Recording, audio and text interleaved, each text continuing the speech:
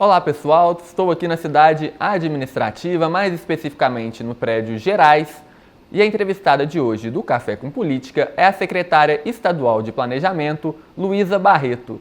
Secretária, muito obrigado por atender a Rádio Super, é um prazer falar com a senhora. Prazer é todo meu, Pedro. É sempre um prazer participar com vocês aqui na Rádio Super, em especial no Café com Política. Secretária, a senhora, em diversos cargos, participou desde o início do governo Zema e como chefe da CEPLAG, da pasta do Planejamento, desde abril de 2021. Qual que é o balanço que a senhora faz desses 4 anos de governo até aqui? O balanço ele é extremamente positivo. Esse governo ele chegou com uma série de dificuldades.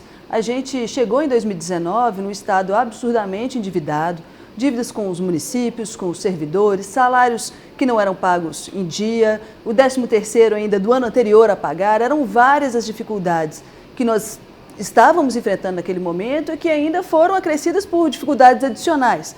Tivemos, por exemplo, o desastre de Brumadinho com 25 dias de governo.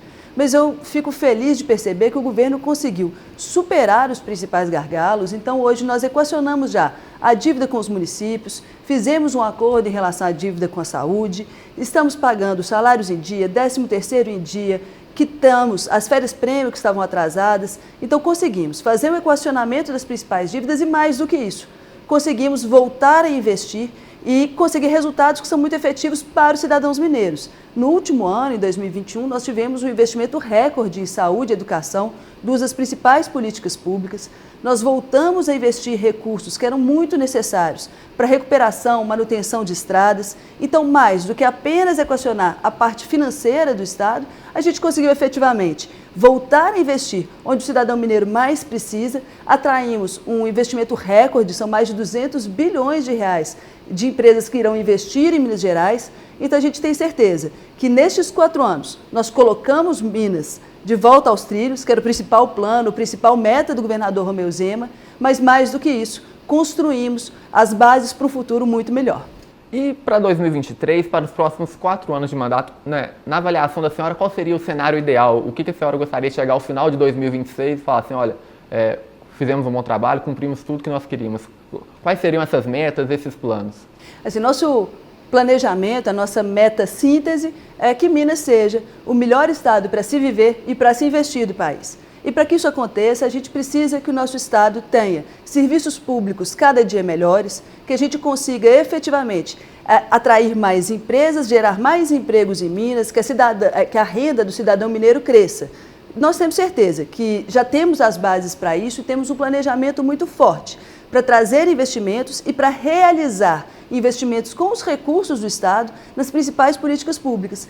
Então, nós temos certeza que daqui a 4 anos teremos uma educação com mais qualidade. Minas já vem avançando no IDEB e avançará ainda mais. Nós teremos uma saúde que, obviamente, tivemos anos muito difíceis com a pandemia, mas que o mineiro vai poder ver na ponta os hospitais regionais que finalmente vão sair do papel, obras que estão paradas desde 2014. Nós vamos ter as estradas mineiras em melhores condições, já temos um planejamento muito robusto de investimentos para que isso aconteça. Então, acredito que nossa meta se concretizará tendo os mineiros daqui a 4 anos sabendo que vivem num estado muito melhor do que viviam 8 anos antes. A senhora citou na primeira resposta o rompimento da barragem lá em Brumadinho e, nesses anos, o governo Zema, junto com a Justiça, o Ministério Público, firmou um acordo de reparação junto à mineradora Vale. E agora, o governo também negocia a repactuação do acordo de Mariana, que o rompimento da barragem ocorreu em 2015, houve uma compensação inicial, até com a Fundação Renova, mas agora os termos estão sendo rediscutidos. O perfil dessa repactuação, esse novo acordo que sairá, ele vai ser semelhante ao da Vale? E aí eu separo da seguinte forma, a reparação direta aos municípios, à população atingida, mas também uma verba para investimento. A gente tem aí o Rodoanel Metropolitano, o metrô de Belo Horizonte, ou é um acordo com premissas diferentes, nesse caso de Mariana? Qual que é o perfil que vocês estão planejando, que vocês estão querendo fechar esse acordo? Bom, realmente o acordo de Brumadinho ele se tornou, em boa medida, um modelo reparatório, porque ele é hoje uma referência nacional. É o maior acordo, um acordo ambiental mais completo que nós temos até hoje no Brasil. E a gente se inspira em vários aspectos dele para essa repactuação do Acordo do Rio Doce, mas que é um acordo que tem uma complexidade maior. É decorrido mais tempo do desastre, a gente tem uma série de ações que foram iniciadas sem gerar resultados, essa é a realidade. Infelizmente, a população do Rio Doce não viu a reparação acontecer nesses pouco mais de 7 anos decorridos do rompimento da barragem. Então a gente tem, nesse acordo, que considerar o que já foi feito, o que está em execução, qual o endereçamento dessas questões, mas sim, com certeza, conseguindo finalizar esse processo de repactuação, nós teremos recursos que irão diretamente para as pessoas atingidas, nós teremos projetos que serão selecionados pelas pessoas atingidas para conseguir retomar um pouco da economia, da qualidade de vida na bacia do Rio Doce. Teremos recursos a serem destinados aos municípios e recursos a serem destinados aos estados e à União. É um acordo absurdamente complexo, justamente porque são 7 anos decorridos, há um modelo ineficiente de reparação colocado na mesa, né, o modelo da Fundação Renova, mas que nós temos que lidar com ele. Então a gente hoje trabalha dia e noite para um novo modelo de reparação. Já são mais de 300 reuniões realizadas em torno dessa repactuação. Há um comprometimento muito forte dos estados, das instituições de justiça, da União para que isso aconteça. Mas as discussões não são simples, nem as discussões técnicas, nem as discussões financeiras. Mas a gente espera que em breve a gente tenha um fechamento disso, não apenas porque estados, municípios, União precisam desse recurso para que as ações reparatórias aconteçam, mas mais do que tudo, porque a população do Rio Doce merece finalmente ter uma resposta efetiva. Decorridos 7 anos do desastre, é impensável e é um absurdo que a população sofra sem que nada aconteça, com recursos sendo gastos de maneira ineficaz. A população precisa de uma resposta, a população merece essa resposta, é isso que nós estamos buscando. As negociações iam bem, mas em determinado momento houve um impasse, o governo de Minas, o governo do Espírito Santo, as partes do poder público chegaram a se retirar da mesa de negociação, mas agora voltaram. O que levou a esse impasse? É o prazo para a Samarco realizar a reparação, os pagamentos? Tem questões técnicas envolvidas? Qual que é a principal discordância?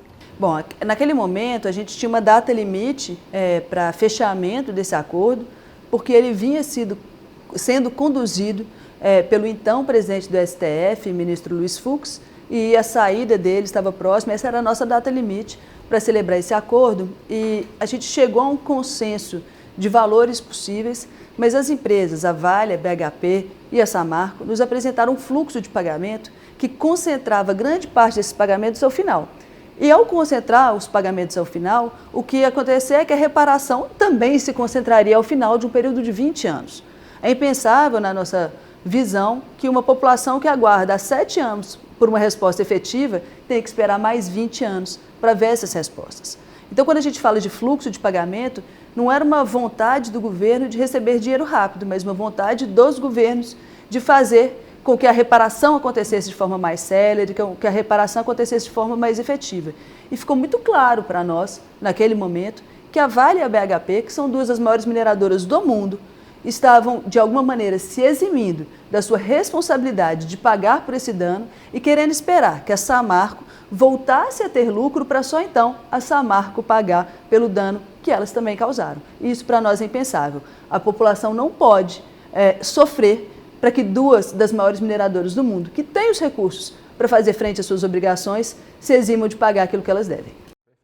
Secretária, mudando um pouco de assunto, no primeiro semestre desse ano, o governo federal, o Congresso Nacional aprovou, o governo federal sancionou um teto da alíquota do ICMS sobre combustíveis e energia elétrica, entre outros produtos. Minas Gerais, isso causou uma perda de arrecadação para os estados, e Minas Gerais conseguiu na Justiça fazer essa compensação junto ao governo federal de parte dessas perdas. Só que essa compensação vai até dezembro de 2022, 31 de dezembro de 2022, o estado não vai mais conseguir compensar parte dessas perdas de arrecadação. Esse cenário te preocupa para 2023? Olha, em primeiro lugar é importante a gente falar que a gente não gosta, né, assim, a gente não tem o desejo de ampliar impostos em Minas Gerais, tanto é que esse governo não ampliou nenhum imposto, mas a discussão sobre alíquotas de impostos estaduais ela é muito complexa, porque quando a gente fala de uma redução do recurso de ICMS que vem para os estados e que também vai para os municípios, 25% do que o estado arrecada vai para os municípios, a gente está falando também de retirar recursos de algumas das políticas mais importantes para a população. Porque a realidade é que estados e municípios aplicam o percentual constitucional daquilo que eles recebem de impostos, 25% para a educação, 12% para a saúde no caso dos estados, 15% no caso dos municípios. Então, quando você reduz o recurso de impostos, você acaba reduzindo o recurso para políticas públicas. Então, essa é uma discussão que me parece muito mais complexa do que aparenta e que deveria ter sido mais ampliada. Estados e municípios deveriam ter sido melhor ouvidos neste processo. Mas aqui em Minas, a gente trabalha sempre com muito planejamento. É óbvio que para nós não é bom ter uma queda de arrecadação, mas nós estamos tranquilos de que vamos nos planejar, já estamos nos planejando e vamos nos adequar à realidade das nossas receitas. Esse governo ele trabalha sempre com muita seriedade para que ele consiga cumprir todos os objetivos a que ele se propõe, para que ele não deixe dívidas para próximos governos, para que todos os servidores, fornecedores do Estado, todo mundo receba em dia aquilo que é devido. Então, a gente, obviamente, preferia ter uma arrecadação mais tranquila, mas entendemos também que a população é beneficiada por essa redução de imposto, respeitamos isso e vamos trabalhar para nos adequar. É nosso papel também adequar nossas despesas para garantir que o governo permaneça em equilíbrio. O orçamento de 2022, que foi aprovado na Assembleia Legislativa, prevê um déficit para esse ano de cerca de 11 bilhões de reais. Mas a proposta que também está lá na Assembleia para 2023 é de um déficit menor, de 3 bilhões e meio de reais. O que explica essa melhora, ou seja, um déficit menor no orçamento? Bom, a gente tem alguns pontos que explicam isso, tanto do lado da receita quanto do lado da despesa, mas o principal deles é que, embora a gente estivesse sem pagar dívida há muitos anos, essa dívida ela era computada no resultado orçamentário do governo. Então, o governo deixou de pagar, por exemplo, no último ano, cerca de 10 bilhões de reais de dívida, mas ele executou orçamentariamente, o nosso resultado fiscal computou esses 10 bilhões de reais de dívida. A partir desse ano, a gente tem decisões judiciais que equacionam essa questão da dívida, que ainda precisam do RRF para um equacionamento completo, mas a gente tem, então, uma inscrição menor do volume de dívidas a pagar e isso melhora bastante o nosso resultado fiscal. Secretária, ao longo do governo, houve alguns problemas de manifestações de servidores e também, no início desse ano, até de greves dos professores e das forças de segurança. A senhora espera que esses problemas possam vir se repetir ao longo desse próximo mandato, especificamente agora em 2023? A gente sabe que aí no início do ano já há database, há cobrança para o governo fazer a recomposição inflacionária. Qual que é a expectativa da senhora sobre isso? Pedro, eu sou servidora pública de carreira e eu respeito enormemente os servidores e as suas lutas. Os servidores públicos estaduais estavam desde 2012 sem um reajuste de perdas inflacionárias. Nós concedemos um reajuste em 2022 de 10%, dentro da nossa realidade, dentro do que a lei previa, dentro do que a lei permitia e do que as finanças públicas estaduais permitiam. Mas a gente entende que o servidor que passou 10 anos sem isso esteja em boa medida descontente. Mas eu tenho certeza que nós fizemos todo o nosso esforço e conseguimos dar o que não vinha sendo dado há muito tempo. Então, da nossa parte, nós vamos sempre tratar os servidores com muito diálogo, com muita transparência. Esperamos que a gente consiga continuar a melhorar o que o servidor tem em relação ao Estado. Então, nós colocamos os salários em dia, salários que vinham sendo parcelados desde 2016 e voltaram a ser pagos em dia após 5 anos, né, em 2021. Nós pagamos o 13º em dia nesse governo, nós quitamos o passivo de férias-prêmio, vários servidores tinham férias-prêmio devidas pelo governo que não eram pagas, nós incorporamos o 3º abono no caso dos profissionais da educação, pagamos rateio de Fundeb, enfim. Fizemos muito pelos servidores, o que combinou, inclusive, com esse reajuste de 10% que concedemos esse ano de 2022. O servidor merece muito e o governo sempre vai fazer todo o esforço para dar aquilo que o servidor merece, mas respeitando, obviamente, as condições do Estado. Porque se o Estado se desequilibra e deixa de conseguir fazer frente às suas obrigações, os próprios servidores vão sofrer. Se o governo dá aquilo que ele não tem condição de pagar, infelizmente o resultado são salários parcelados, 13º que deixa de ser pago. Então a gente espera que nossa relação com os servidores continue como sempre foi, de muito diálogo, respeitando a luta dos servidores e priorizando os servidores nas nossas ações. A gente sabe que os servidores têm um descontentamento que vem de muito tempo, a gente fez muito pelos servidores e a gente espera fazer muito mais. Secretária, a senhora disputou as eleições municipais de 2020, a senhora foi candidata a prefeita de Belo Horizonte pelo PSDB, mas partido que a senhora era afiliada há muitos anos. Mas agora, em agosto, após a briga do partido com o Partido Novo, partido do governador Romeu Zema, a senhora decidiu se desfiliar do PSDB. Eu pergunto, a senhora pretende disputar as próximas eleições, as eleições municipais de 2024 ou as próximas em 2026? E se sim, por qual partido? Bom, Pedro, eu gosto de política. Eu sou a pessoa que acredita na política como o caminho para a transformação, o caminho para a melhoria da sociedade. Foi nesse intuito que me candidatei em 2020, entendia que poderia naquele momento prestar uma contribuição a Belo Horizonte, a minha cidade, a cidade que eu amo, e por isso fui candidata. Mas eu não tenho a política como um fim para mim. Eu não busco o poder, eu não busco cargos, tanto é que não me candidatei nas últimas eleições. Esse ano, em 2022, não fui candidata. Então, eu não tenho um objetivo político.